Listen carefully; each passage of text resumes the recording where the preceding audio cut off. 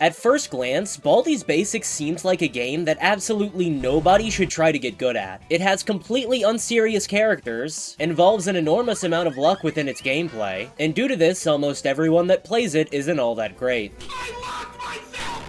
The gameplay of Baldi's Basics is really just more chaotic than anything, but what if I told you it could get even crazier? You see, by inputting the secret code 112119994 in the You Can Think pad, it initiates a hidden mode called Chaos Mode, where after collecting a notebook, the game spawns in a new clone of every single character in Baldi's schoolhouse. This means that if you collect all 7 notebooks, the game goes from having 7 characters in the map to 56, all wanting to end your run via any means necessary. Of course, this mode was never meant to be taken seriously, as the creator of Baldi's Basics, Micah McGonagall, stated it was only made for fun and never actually intended to be beatable. Because I mean, like, why would you ever think this is even remotely possible to complete? Well, call me crazy, because I want to figure out if it's somehow possible to beat Baldi's Basics Classic Remastered in its presumed impossible Chaos Mode. There's only 2 rules for this challenge. Firstly, instead of just beating Chaos Mode one time, I'll be aiming to beat it in all 3 of the game styles, aka the Chaos Mode trifecta. Secondly, if this isn't bad enough, I'm also not allowed to play with captions, so it will be significantly harder to track the positioning of all 56 characters at once. This challenge forced me to complete seemingly impossible tasks such as evading up to 8 Baldis at once, constantly being watched by numerous principals, jump roping with multiple playtimes, but craziest of all, I uncovered an underground Baldi community with accomplishments beyond my wildest dreams. This is Baldi's Basics Classic Remastered in its infamous Chaos Mode, and our story begins with us needing to figure out how to deal with 56 characters at once.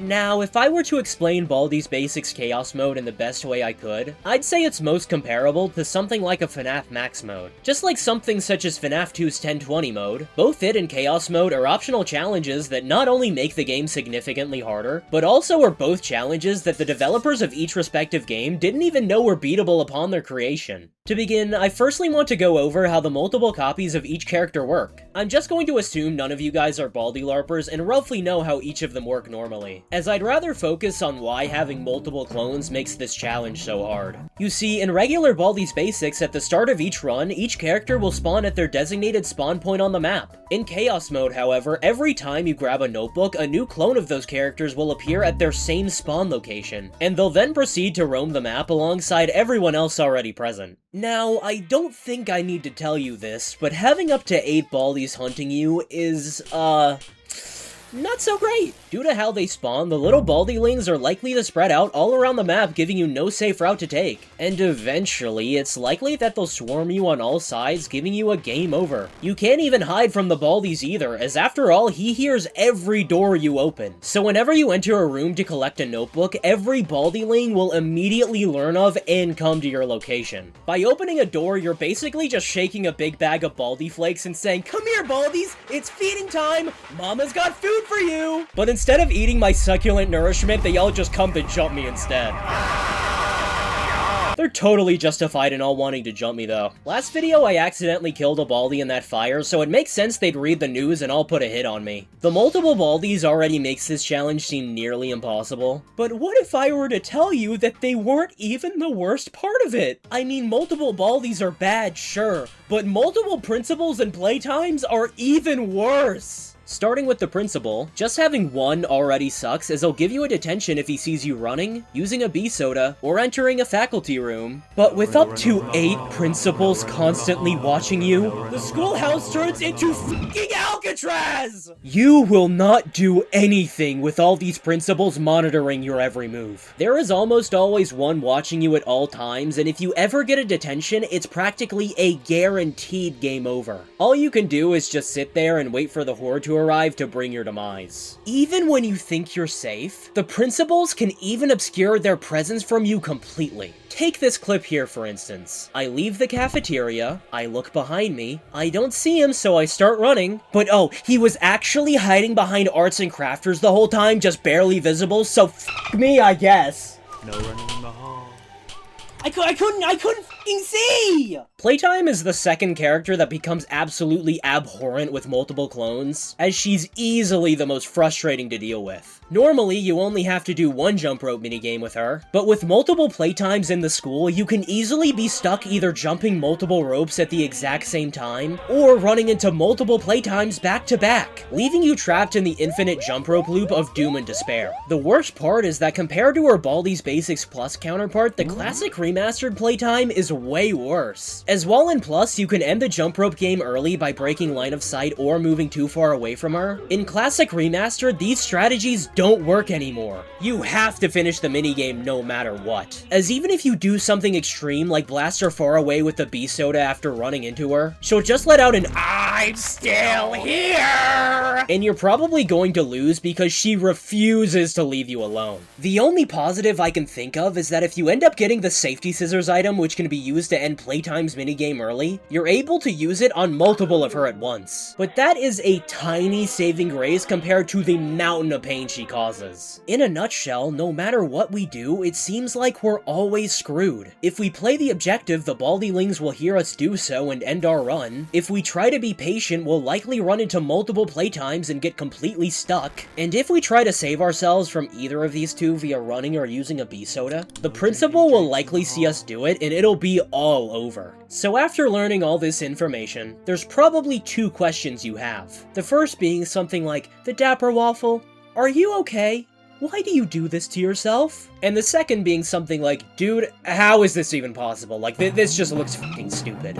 Well, to answer your first question, it's because I'm crazy! Well, that and also because the other games I thought of doing challenges in have either had practically everything done in them already, or in the case of Deltarune, that game's fanbase is on some bullshit. I do not want to touch that game right now. To answer your second question though, after a long time of testing the game, I figured out the FNAF Max Mode comparison went beyond just difficulty. As if you follow an optimized, consistent route throughout the game just like you would a Max Mode, you can get Baldi's Basics Chaos Mode down to a science. Surprisingly, with a good route, you can semi-consistently get attempts that make it to all 7 notebooks. Call me crazy, but I think there might be a way to make this consistent, as Chaos Mode seems to be more possible than you may think.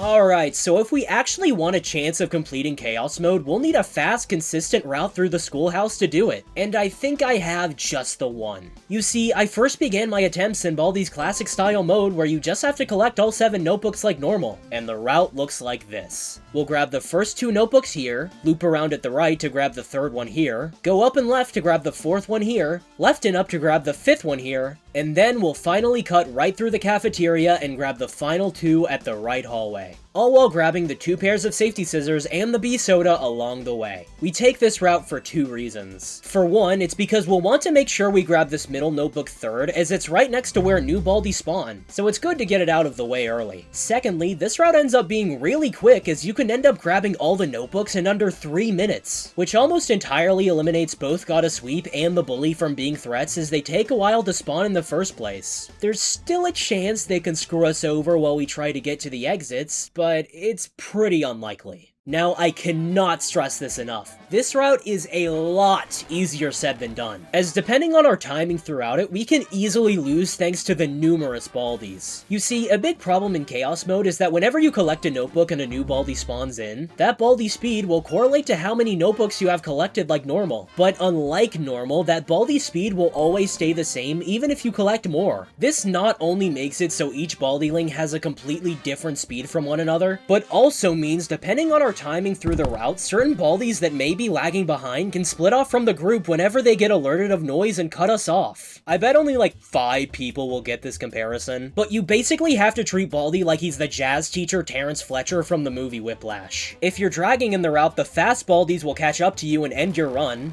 Wait, not quite my tempo. But if you're rushing in the route, the slow Baldis will cut us off and give us a game over. Not my f***ing tempo!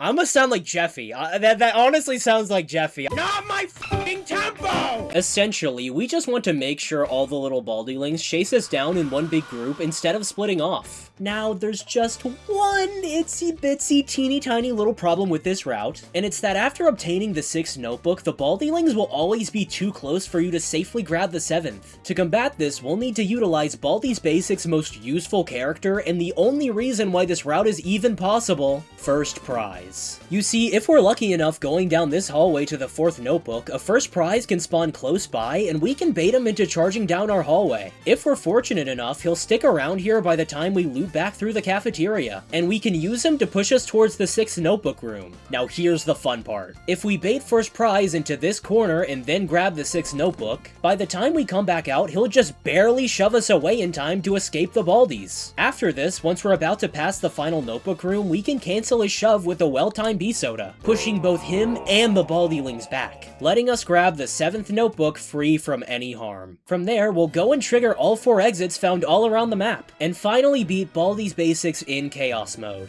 Seems pretty easy, right? No. No. No, it's not! No, it's not! Yeah, that route's cool and all, but let's not forget, there are 56 characters after me! A good 95% of runs will end purely because you get unlucky with one of them and can't hit the cycle. A first prize shoved you away from your route? GG. A principal caught you running and gave you a detention? GG. A playtime forces you to jump rope? GG. Because even if you have safety scissors to cancel out the first 2, how dare you not account for the 3rd one? Oh wow, what fun, what fun, what fun, what fun! I just have to deal with all 3 of them! The characters in Chaos Mode constantly feel like they're working together to bring your downfall, and the stars really have to align just to get one attempt that makes it to 7 out of 7 notebooks. There's so many characters to deal with, whether it's the principal, playtime, first prize, the neighbor. Oh, right, you're the character that helps me do my like and subscribe plug. Wait, why are there 2 of him now? Oh god, he's multiplying like all the other characters! Jesus, there's too many of them! Help me! Help me! Hey everyone, if you're enjoying this video so far, I'd appreciate it a lot if you could like the video and subscribe to the channel. These Baldi videos are easily the most difficult ones for me to make, both challenge and production-wise. So if you could show this video some love, that'd be wonderful.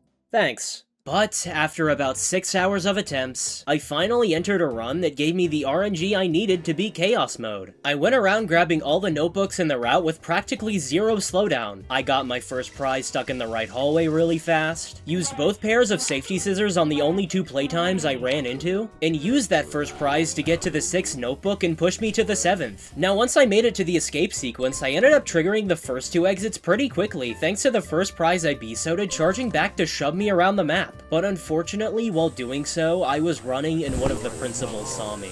This wasn't a worry for now though, as I ended up utilizing my second ace in the hole for the route, Arts and Crafters. You see, Arts and Crafters is like your best friend in Chaos Mode, as he's the only character that gets better the more of him there are. You can use him to warp to the exits by looking at him, and with multiple on the board, you can very quickly go around the whole map. Thanks to him, I triggered the 3rd exit, and was warped 1 more time. Unfortunately, my luck seemed to have run out as I was warped to an area I didn't recognize and was caught by the principal that saw me earlier, which caused me to lose the run with just 1 exit remaining. Although, unlike other Baldi challenges where I got upset after losing a run so close to victory, at first I surprisingly wasn't even mad as I didn't know if I was even near the last exit or not. Where was I? I honestly don't even know. This ignorant bliss wouldn't last for long though, as after looking at the footage, I realized I was at the last exit, and if I recognized it, I could have used the B-soda in my inventory to push everyone away and get a free win. Welp, it wouldn't be a Baldi video if I didn't have a self-inflicted choke. It happened with the all items run, it happened with the no items run, and now it's happened in Chaos Mode. I mean, it's practically tradition at this point! I'm just gonna cut to the chase. It took a couple more hours, but I did end up getting another run that gave me the RNG to win. The first prize this time around was a lot slower to get in position than before, but I was still just barely able to hit the cycle. After this, I grabbed the last notebook, triggered the first exit, and then watched as Ralsei decided to hop on Dead by Daylight, who I can only assume was doing so to practice his looping skills against the Roaring Knight. Anyways, once I got back to Baldi, I triggered the second exit and used Arts and Crafters to warp me to the third. Unfortunately, a principal caught me like last time before I could make it to the fourth. But even if you get sent to detention, if an Arts and Crafters is already circling you, he can still warp you away. And after being freed from my otherwise inescapable demise, I was home free. Oh my god! Oh my god!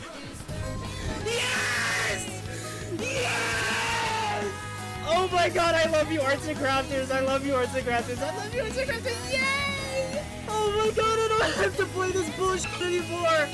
Oh my god, I don't have to play this bullshit anymore! Whoa, whoa, whoa! I don't have to play this bullshit anymore? Let's not be so hasty now, past TheDapperWaffle. Sure, you beat in Classic Style and Chaos Mode, but let's not forget, you still have 2 other modes to complete! Whoa, whoa, whoa, whoa, whoa, whoa, whoa, whoa, whoa, whoa. Okay. I think we should take a break from Baldi for a bit, and, instead of learning about math, we should learn about another subject.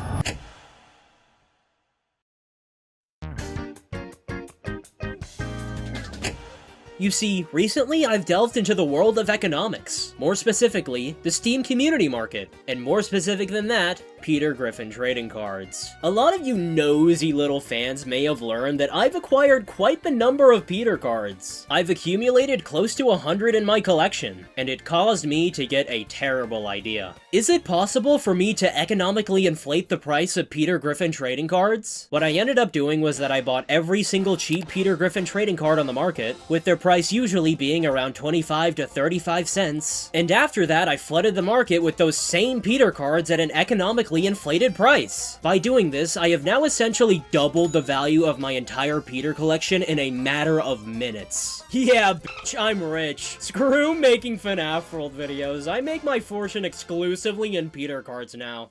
I can imagine it now. People will stop me on the street and beg for my wealth. Lisa, can you spare me a Peter? My family is very hungry. Ugh, you repulse me, you pathetic little commoner. But fine, here's your handout. Just know with a begging attitude like that, you'll never reach my level of prestige. At most, you'd only be able to afford a quagmire. Oh, how I long to bully children. Now, I do still have to wait to see if people want to buy the cards at this exorbitant price in order to actually achieve my fortune, but while we wait, I suppose I can finish this Baldi challenge. So let's continue on to the second style we need to complete, Demo Style.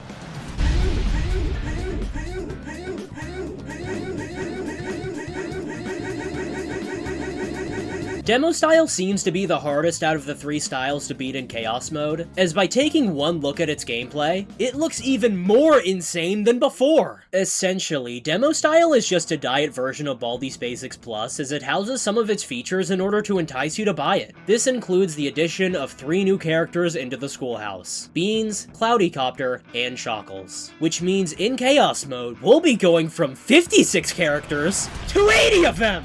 These new characters make it so the mode is even more RNG heavy than before, as on top of everyone else, you can now lose to both Beans slowing you with his gumball ending your run, or Cloudycopter barring you from entry down a hallway, likely giving you a game over. Also, all the items are completely randomized around the map, so it's pretty likely you won't get your 2 guaranteed safety scissors and bee soda like in the route before, which were pretty crucial to us. In reality though, a lot of this RNG is actually beneficial as opposed to detrimental, as just like in Baldi's Plus, there are 4 different events that can occur during gameplay that can all benefit you. The Gravity Chaos event flips you upside down, which can let you pass through some characters without worry. The Fog event can cause the Baldilings to not see you due to their obscured vision, and the Flood event can spawn whirlpools that can warp you away from the Baldilings. The best event by far though is the Broken Ruler event, as it makes it completely impossible for any Baldi to catch you while it's active, even if you touch them. The best part is that due to Chaos Mode, a lot of these events can stack on top of each other and activate way more often, which allowed me to get quite possibly the most insane run of Baldi's Basics I've ever had. You see, the run started and I solved the first 2 questions like normal, but afterward, a first prize immediately hit me with a drive-by, forcing me to deviate and take a weird route down this hallway as opposed to the normal route I'm supposed to take. Usually, this would just be an instant reset, but I'm like, fuck it, we ball. Maybe I'll get lucky, right? After this, I ended up grabbing a few notebooks until I grabbed this one right here, which is where the first of many near-death experiences happened. You see, in demo style, instead of the You Can Think pads, you have to solve these math machines for notebooks similarly to what you have to do in Plus. And just like in Plus, when you solve an equation correctly, Baldi will stop chasing you for a second in order to praise you, which allows you to make distance. Due to this, after leaving the 5th notebook room, I was just barely able to escape them via a last-second first prize save. After this, I got stuck in a cloudycopter wind, and I should have died, but thanks to a perfectly timed broken ruler event, I survived, and then went to grab my 6th notebook. Unfortunately, this is the room that's right next to the Baldi spawner, and because of how many notebooks we already have, this new Baldi should end our run immediately due to his speed as soon as we come out. But thanks to the most divine whirlpool placement I have ever seen, I was able to survive. With another perfectly timed broken ruler event, I'm saved for a 4th time, I make it to the final notebook room, and then I proceed to struggle finding the number to solve the equation. Where the fuck is the 7? After going on my Homelander arc and grabbing all the notebooks, the run ends up getting even more absurd than before. After activating both the 1st and 2nd exits, I B-soda away all the Baldis in front of me to make it to the 3rd, and thanks to a fog event, I'm able to lose all of them and hide in a faculty room. Unfortunately, one of the faster Baldis followed me in from behind, and I really should lose the run here. But thanks to a godlike fake out on my end, I'm just barely able to keep the run alive by the skin of my teeth. After this, I get another broken ruler event that saves me from death as I run to the final exit. I do another dodge in order to avoid multiple beans gumming me, and after all that, I get another victory inside of Baldi's Basics Chaos Mode. Come on! Come on! Baldi's Basics. Oh my god! Dude, I thought I was fried. When I got fogged in the faculty room, I thought I was just completely owned. I genuinely thought there was no way I made it out of that.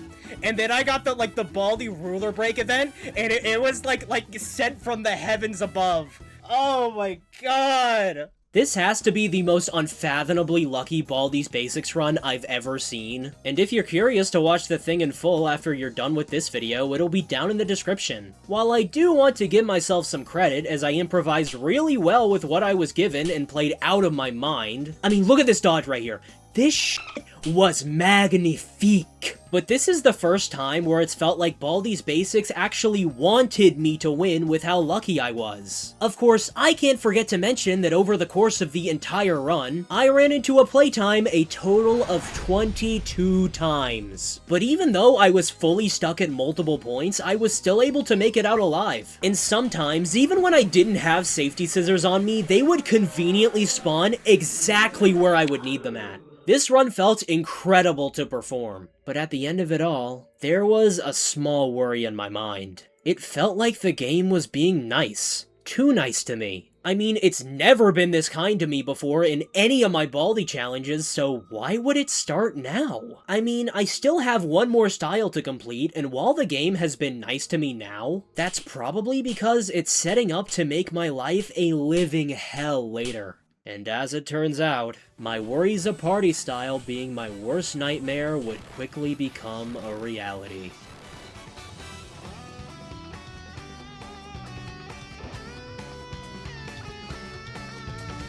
There's a reason why I went out of order for completing the Chaos Mode trifecta, and it's that Party Style is easily the hardest style out of the 3, as it fully incorporates the worst parts of the other 2 modes. How Party Style works is that it functions identically to Classic, except that there's now a big cake in the cafeteria, some of the characters now wear party hats, and just like Demo Style, the items are all randomized around the map. Unlike Demo Style though, we don't have access to any of the beneficial RNG like the random events or stuff like the the prey stuns. We essentially have to play the worst parts of both styles without having access to the benefits found within either one. This means we not only have to avoid getting screwed over by the characters in the route, but also now need to get lucky by not pulling terrible items. Due to this, party-style Chaos Mode is probably the most RNG-heavy challenge I've ever attempted. So many of these characters are now just pure evil that will constantly bring your downfall. Mr. Baltimore? He's the devil. He is smarter than you.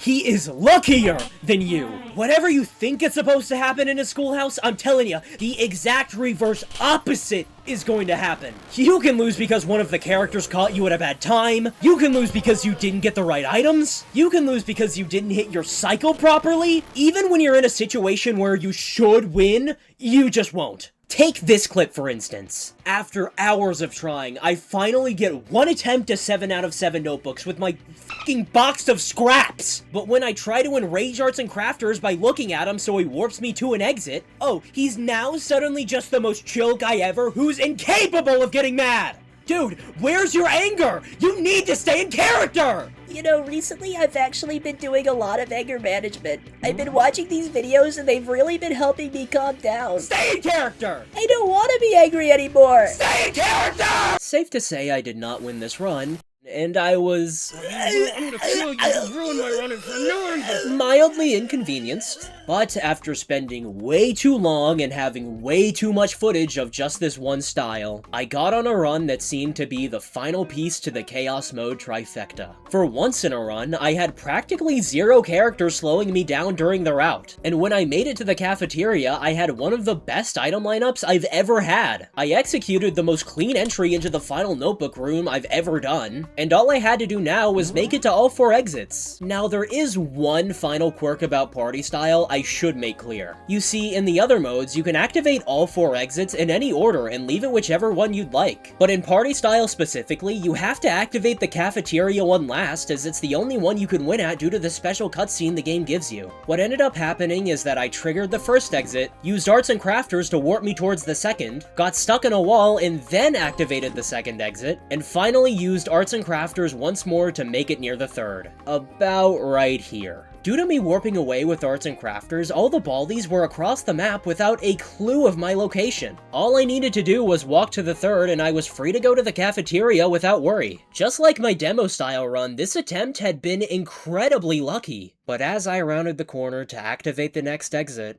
the game had revealed its true colors. What? No items. No items. No path. 3 bullies had blocked my entry towards the next exit, and I had absolutely no items in my inventory to make them go away. The final 2 exits were right next to me. All I had to do was activate this one and go to the cafeteria. But try as I might, the trigger was just barely out of reach. For the next 30 seconds, I could do nothing but just sit there and stare at the victory I wasn't allowed to have. This has got to be the most cruel joke the game could have ever played on me. In a mode where you're constantly being hunted by numerous Baldis, this was the longest time where I was completely safe from them, and was in a fantastic spot to win! But in reality, it was only to make this part hurt me more. Eventually, I did trigger that third exit, but at that point, it was far too late for me to make it to the fourth. I would have had all the time in the world to complete the challenge if this bully wasn't here, but if Baldi's Basics has taught me anything, it's that some things just aren't meant to be.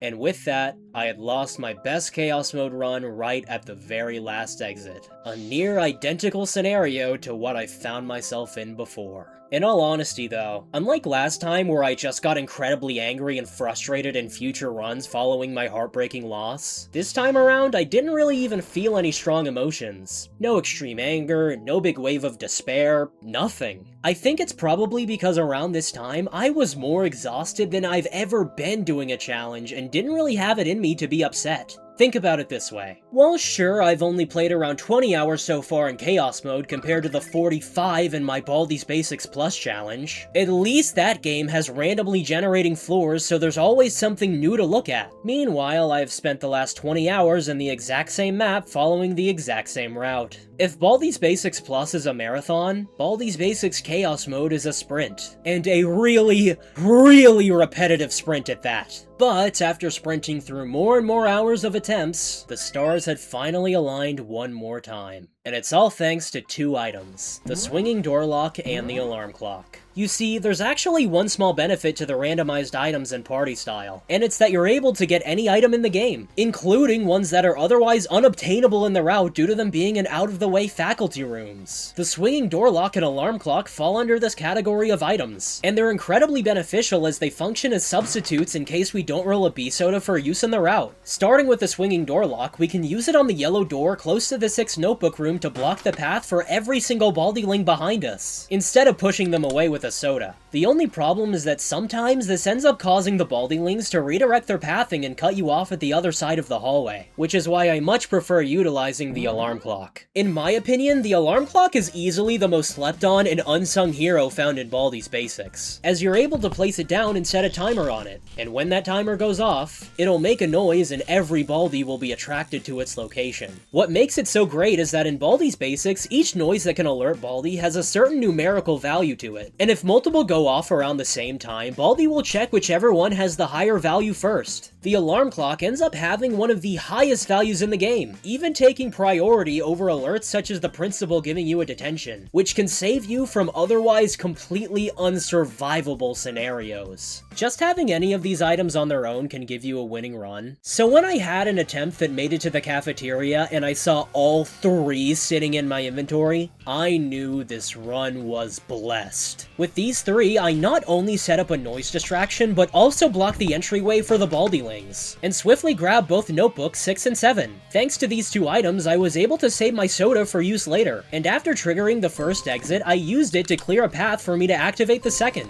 After this, an arts and crafters luckily ended up warping me away in the nick of time with a Baldi just 1 slap away from catching me, and I used him to make it to the 3rd exit. And with one more warp up my sleeve to make it to the cafeteria, I ran to the exit. And after over 20 hours in Chaos Mode, I escaped Baldi's schoolhouse for the 3rd and final time. Oh my god!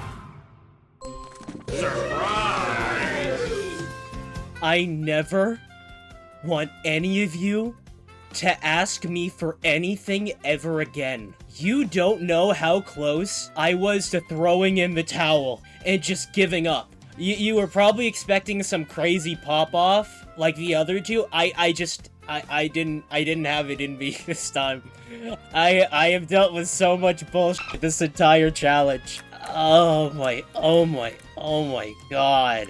And so, I ended up completing the Chaos Mode trifecta, and proved that all 3 main styles of Baldi's Basics are possible to complete within Chaos Mode, a mode originally thought to be impossible by the creator of Baldi himself. But if I'm being honest, if I were to just take all the credit for this accomplishment, I would be lying.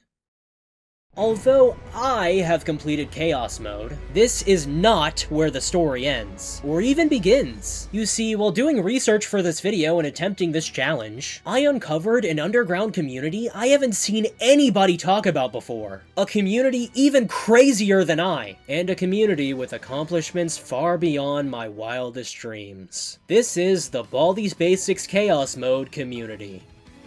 Now, there's a very important reason why I compared Baldi's Basics Chaos Mode to a FNAF Max Mode at the beginning of this video. And it's not only because both are insane challenges of skill, but also because both have insane communities that push these games to their absolute limit. To get to the point, while doing research into Chaos Mode, I discovered that it's fostered quite the community, as numerous people have all come together to get completions of their own, not just me. The crazy part is that just like Max Modes where after their completion players will add extra extra rules to make them even harder. Chaos Mode players have done the same thing, such as attempting the secret endings of each tile in Chaos Mode, or doing them with no items. In particular, I'd love to give my roses to the Baldi player Westy NZ, as he's definitely had the most insane completion of all. That being classic style Chaos Mode with all 3 difficulty modifiers turned on. A feat that took close to 80 hours and nearly 1 year to do. It's an absolute crime this achievement only has around 1,000 views. It's a way better watch than most of the slop that gets in my recommended these days. Oh, Pizza Sim. You're no student shuffle. I guess what I'm trying to say is that while yes, it's nice to get recognition for my accomplishments, especially when those accomplishments have barely been done by anybody else and were still very hard, it's also important to use my platform for good and uplift others that also deserve the recognition. Oh, that's right. Speaking of using my platform for good and not doing anything nefarious, I wonder how my Peter cards are doing.